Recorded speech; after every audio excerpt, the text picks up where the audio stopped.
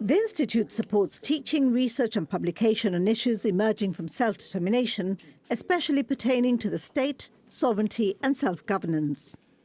Therefore, the Deputy Chief Minister of Gibraltar, on his return from a United Nations seminar on the subject, could not have been more apposite. And Dr. Garcia seemed to enjoy this relaxed, intimate event, held not in the combative context of politics, but in the more open one of academia. I mean, it had a dual purpose, if you like. One is to come to Princeton, which itself is a center of learning, an important one, if not one of the most important ones here in the United States, at the Liechtenstein Center for Self-Determination within Princeton, again, very relevant to Gibraltar and to everything that we do, to bring our students from Gibraltar here so they can listen and understand the message. But also, I think the message today was really for people who are not from Gibraltar and who don't quite understand the details of the issues, which is why I went into things in more detail than I normally would have done if it were a Gibraltar audience. He gave a potted history of the rock, emphasising how the Gibraltarians were a distinct people, leading up to its political future and Brexit.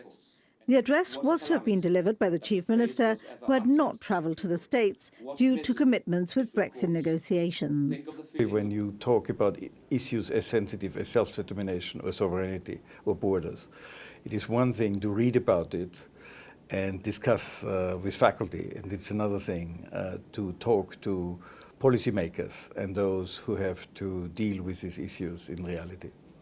Very interesting, the analogy that you made with self-determination and empowerment, sort of taking a concept which we think as global into a personal space. Any politics, as long as we don't have robots which we can't switch off, will be run by personalities. And the notion of human dignity, of empowerment, and of being taken for full as a person independent of one's sex or race or age is very important. Dr. Garcia's visit to the Institute unfortunately took place in the midst of an intense study period for students sitting exams next week. One, however, got the impression that a match had been made and that this will not be Gibraltar's last visit to Princeton.